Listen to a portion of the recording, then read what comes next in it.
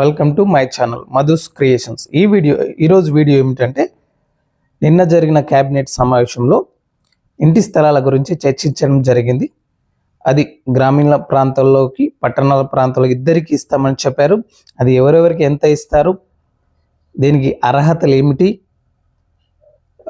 ఇంతకుముందు గత ప్రభుత్వంలో ఇచ్చిన వారికి కూడా ఇస్తారా, అన్నీ ఈ వీడియోలో తెలుసుకుందాం. వీడియో స్కిప్ చేయకుండా చివరి వరకు చూడండి. ఇంకా ఎవరైతే మన ఛానల్ సబ్స్క్రైబ్ చేసుకోకుండా చూస్తున్నారో ప్లీజ్ సబ్స్క్రైబ్ మై ఛానల్. ఒక లైక్ ఇవ్వండి, నాకు ఎంతో సపోర్టివ్గా ఉంటుంది. ఇలాంటి ప్రభుత్వం నుంచి వచ్చే లేటెస్ట్ అప్డేట్స్ మీకు వెంటనే మీ మొబైల్ నోటిఫికేషన్ రూపంలో రావాలంటే పక్కన ఉన్న గంట సింబల్ని ప్రెస్ చేయండి. ఆంధ్రప్రదేశ్లోని నిరుపేదలకు చంద్రబాబు ప్రభుత్వం గుడ్ న్యూస్ చెప్పింది. గ్రామాల్లో పట్టణాల్లో ఉన్న పేదలకు ఉచితంగా ఇంటి స్థలాలు ఇవ్వాలని నిర్ణయించినట్లు తెలిపింది. గ్రామీణ ప్రాంతాల్లో ఉన్న వారికి 3 సెంట్లు, పట్టణ ప్రాంతాల్లో ఉన్న వారికి 2 సెంట్లు 2 సెంట్ల నివాస స్థలాన్ని కేటాయించినట్లు వెల్లడించింది.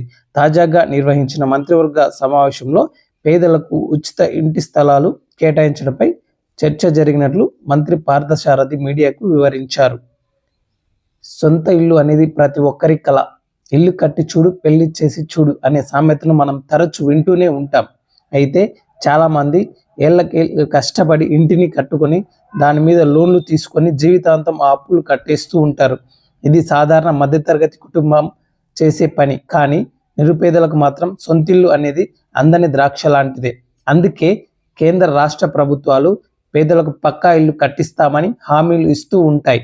ఈ క్రమంలోనే తాజాగా ఆంధ్రప్రదేశ్లో అధికారంలో ఉన్న తెలుగుదేశం, జనసేన, బీజేపీ కూటమి ప్రభుత్వం రాష్ట్రంలోని నిరుపేదలకు శుభవార్త అందించింది.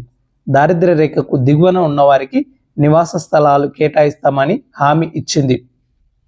గ్రామీణ ప్రాంతాల్లో ఉండే పేదలకు 3 సెంట్ల స్థలం, పట్టణ ప్రాంతంలో 2 సెంట్ల స్థలం చొప్పున ఉచితంగా నివాస స్థలాన్ని కేటాయిస్తామని వెల్లడించింది. శుక్రవారం జరిగిన మంత్రివర్గ సమావేశంలో ఈ మేరకు ప్రభుత్వం నిర్ణయం తీసుకున్నట్లు కేబినెట్ తీసుకున్న నిర్ణయాలను ఆంధ్రప్రదేశ్ రాష్ట్ర గృహ నిర్మాణ సమాచార శాఖ మంత్రి పార్థసారథి వెల్లడించారు. అయితే గతంలో అధికారంలో ఉన్న వైసీపీ ప్రభుత్వం పేదలకి కేటాయించిన నివాస స్థలాలు ముంపు ప్రాంతాల్లో ఉన్నాయని, ఆ ఇళ్ల స్థలాలకు పక్కనే చెరువులు, శ్మశానాలు ఉన్నాయని ప్రభుత్వం గుర్తించింది. అయితే అలాంటి స్థలాల్లో ఇల్లు కట్టుకునేందుకు చాలామంది లబ్ధిదారులు ఆసక్తి చూపలేదని మంత్రి పార్థసారథి తెలిపారు. దీంతో గతంలో కేటాయించిన భూములను రద్దు చేసి కొత్త పట్టాలు ఇవ్వనున్నట్లు చెప్పారు. ఇంకా కాలనీలో కొందరు ఇల్లు కట్టుకున్నారని, కొందరు కట్టుకోలేదని, అలాంటి వారికి ఇచ్చిన అలాట్మెంట్ ఆర్డర్లను రద్దు చేసి కొత్త పట్టాలు ఇస్తామని తేల్చి చెప్పారు. మరోవైపు గతంలో పట్టాలు పొందిన లబ్ధిదారులకు కొన్ని చోట్ల భూములు చూపలేదని, కోర్టు కేసులు ఉన్న భూములు పట్టాలు కూడా రద్దు చేసి కొత్తగా ఇస్తామని మంత్రి స్పష్టం చేశారు. అయితే ఈ భూమి పట్టాలు పొందేందుకు గరిష్టంగా 5 ఎకరాలలోపు మెట్ట భూమి కానీ, 2.5 ఎకరాలలోపు మాగాని కానీ మాత్రమే ఉన్న దారిద్ర్య రేఖకు దిగువన ఉన్న కుటుంబాలే అర్హులని మంత్రి పార్థసారథి స్పష్టం చేశారు. కేంద్ర ప్రభుత్వ ప్రాయోజిత పథకాలను ఆసరాగా చేసుకొని ఈ కాలనీలో మౌలిక వసతులు మెరుగుపరుస్తామని, స్థలాల పంపిణీకి రాష్ట్ర స్థాయిలో రెవెన్యూ శాఖ మంత్రి, జిల్లా స్థాయిలో ఇన్ఛార్జ్ మంత్రి నేతృత్వంలో కమిటీలు ఏర్పాటు అవుతాయని వివరించారు. ఇక రాష్ట్రంలో ఆక్రమణలకు గురైన అభ్యంతరం లేని ప్రభుత్వ స్థలాల్లో అర్హులైన నిరుపేదలకు 2019 అక్టోబర్ 15వ తేదీ నాటికి నిర్మించుకున్న ఇళ్లకు క్రమబద్ధీకరిస్తామని మంత్రి వెల్లడించారు. జియో నెంబర్ 84 ద్వారా అర్బన్ ల్యాండింగ్ సీలింగ్ భూముల క్రమబద్ధీకరణకు దరఖాస్తులను స్వీకరిస్తామని చెప్పారు.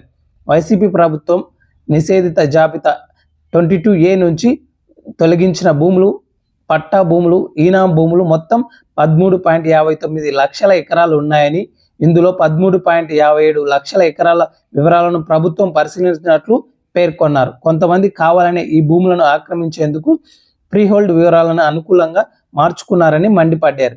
వైసీపీ పాలనలో భూములు రీసర్వేలో జరిగిన అవకతవకలపై చర్యలు తీసుకుంటామని మంత్రి వెల్లడించారు.